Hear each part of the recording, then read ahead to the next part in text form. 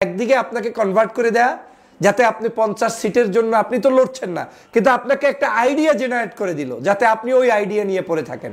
At the same time জনগণের কাছে আপনি যে রাষ্ট্র ক্ষমতায় আসার মতো শক্তি রাখেন সেই শক্তিটাকে দুর্বল হিসেবে উপস্থাপিত করা হয়েছে। এটা একটি পরিকল্পিত নিউজ। এই নিউজগুলো দিয়ে আপনাদের মধ্যে অনৈক্য সৃষ্টি করা হচ্ছে।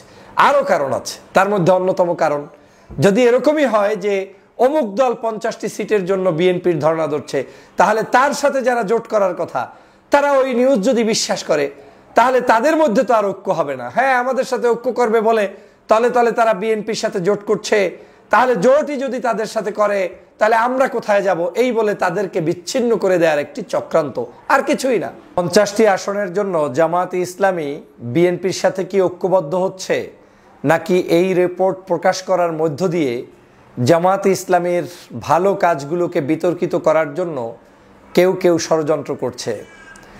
আপনারা জানেন বাংলাদেশে প্রায় 16 বছর পর্যন্ত নির্বাচনই হয় না।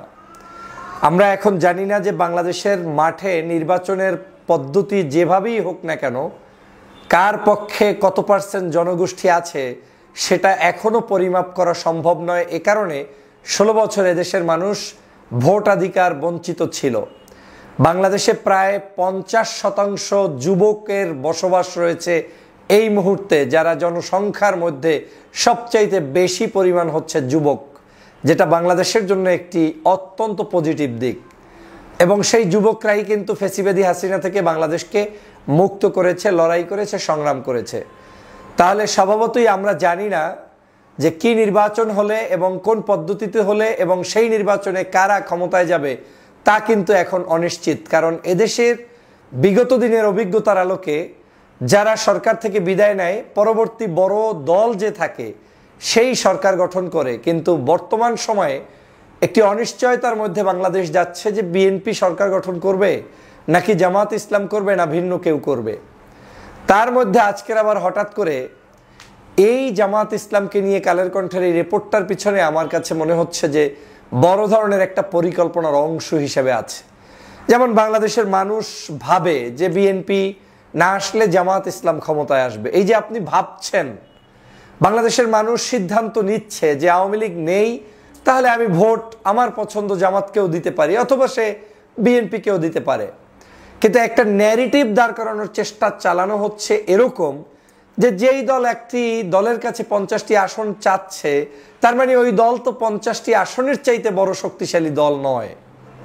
বিষয়টা আপনি বুঝবেন যে জনগণের মধ্যে এই মেসেজটা মিথ্যা ভাবে উপস্থাপিত করে জনগণের ভিতরেই কনফিউশন সৃষ্টি করে দেয়া যে লোকটা চাচ্ছে 50টি আসন, তাহলে সে আবার রাষ্ট্র ক্ষমতায় কিভাবে যাবে, তো আমার আর তার পিছনে থাকার দরকার কি, তার সাথে রাজনীতির দরকার কি, তাকে নিয়ে আমার চিন্তার প্রয়োজনটা কি। চিন্তা করেন, সূক্ষ্মভাবে এটাকে মিডিয়ার মাধ্যমে এক ধরনের নিউজ করিয়ে সেই নিউজটা জাতির কাছে খেয়ে দেওয়ানোর চেষ্টা চালানো হচ্ছে, অথচ নিউজটি সম্পূর্ণ ভাওতা, সম্পূর্ণ মিথ্যাবাদী, সম্পূর্ণ অযৌক্তিক, সম্পূর্ণ তথ্য প্রমাণ ছাড়া একটি নিউজ তারা পাবলিশ করেছে। কয়েকদিন আগে আপনারা দেখেছিলেন যে ভারতের একটি পত্রিকায় প্রকাশিত হয়েছিল বাংলাদেশে ইসলামী আন্দোলন এবং বাকি ইসলামিক আরো 4টি দল তারা ঐক্যবদ্ধ হচ্ছে জামাত ব্যতীত, এবং জামাতের সাথে কোনো ঐক্যই হবে না, এদেশে ঐক্যবদ্ধ হবে তারা জামাত ব্যতীত ইসলামী একটি জোট হচ্ছে। যেই দিন এই রিপোর্টটা করেছে সেই দিন বাংলাদেশের সকল জাতীয় দৈনিকে এটাকে ফলাও করা হলো, টিভি চ্যানেলগুলোতে প্রচার করা হলো যে জামাত বাদে সকলকে নিয়ে ঐক্যবদ্ধ হচ্ছে ইসলামী জোট। কিন্তু আমরা ওই দিনই বিকালবেলা দেখলাম চোখের সামনে চরমনাইর পীর সাহেবের খুলনায় একটি মহা সমাবেশে সেখানে বক্তব্য রাখলেন একই স্টেজে জামাত ইসলামের সেক্রেটারি মিয়া গোলাম পরোয়ার সাহেব। তাহলে মিডিয়া চোখের সামনে দেখছে যে ঐক্যই যদি না হয় তাহলে একে অপরের সাথে বৈঠক হওয়ার তো প্রয়োজন নেই, একে অপরের মাহফিল সভা সমাবেশে যাওয়ার প্রয়োজন নেই। যেই দিন নিউজ করছে ওই দিনই তারা সেখানে উপস্থিত।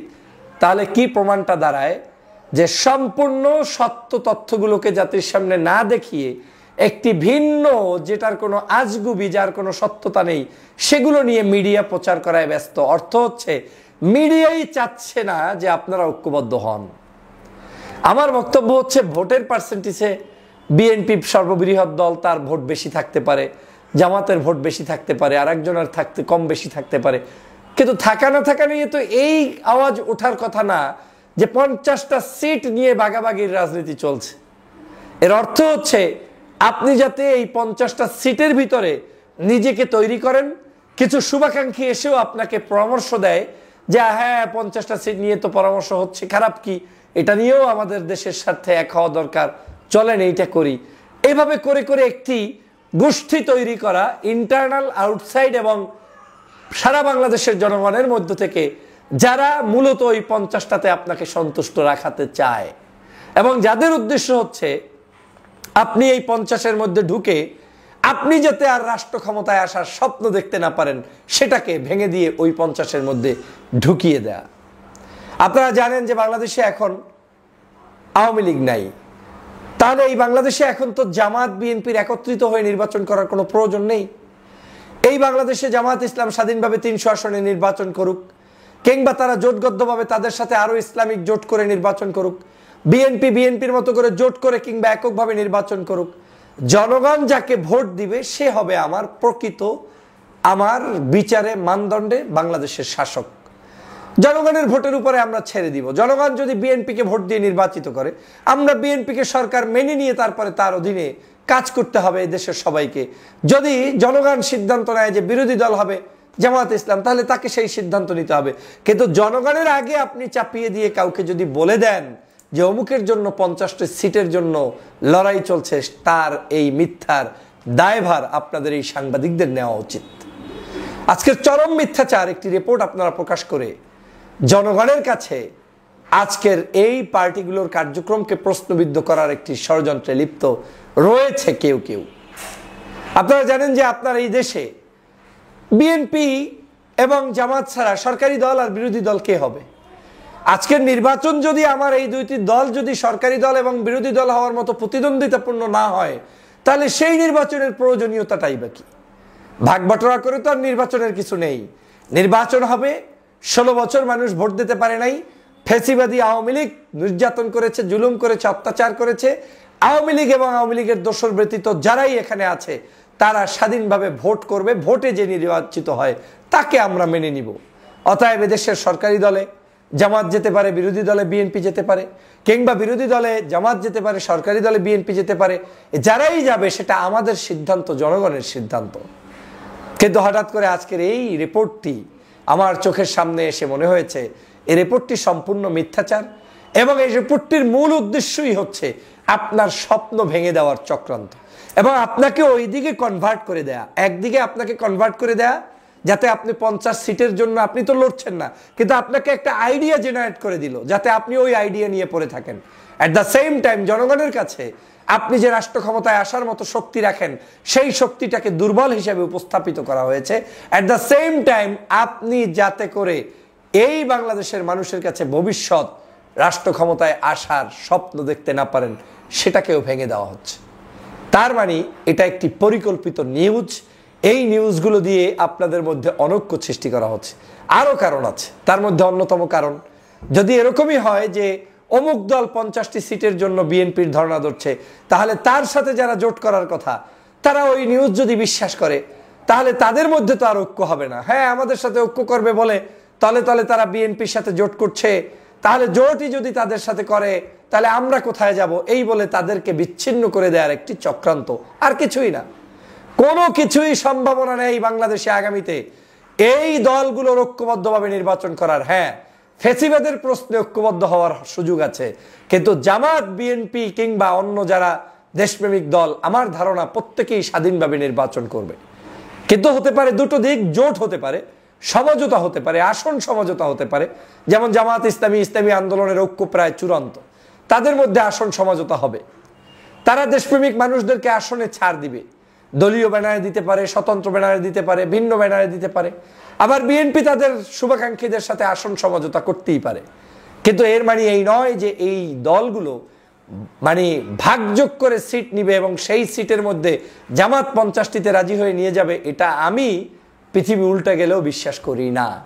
আজ নিউজটি দেখেই মনে হয়েছিল যে এটা একটা অবিশ্বাস্য নিউজ, আর এখন দেখলাম বাস্তবতা তাই। যে তারাও প্রতিবাদ জানিয়েছে এ ধরনের মিথ্যাচার নিউজ প্রকাশ করা থেকে বিরত রাখার জন্য বলেছে। প্রিয় দেশবাসী, আমাদের এই দেশকে শেখ হাসিনা আজ নেই। আমাদের সাহস নিয়ে এগিয়ে যেতে হবে, আমাদের ঐক্যের বন্ধন টিকিয়ে রাখতে হবে, কিন্তু আমাদের নিজস্ব জনসমর্থনকেও দেখার জন্য নির্বাচনে যার যার শক্তি নিয়ে মাঠে থাকতে হবে এবং সেই শক্তিই প্রমাণ করবে আগামীর বাংলাদেশ কারা নিয়ন্ত্রণ করবে, কাদের হাতে সেফ, কাদের হাতে এই বাংলাদেশ নিরাপদ, সেটা জনগণ সিদ্ধান্ত নেবে ব্যালটের মাধ্যমে। সবাই ভালো থাকবেন, সুস্থ থাকবেন। আল্লাহ হাফেজ।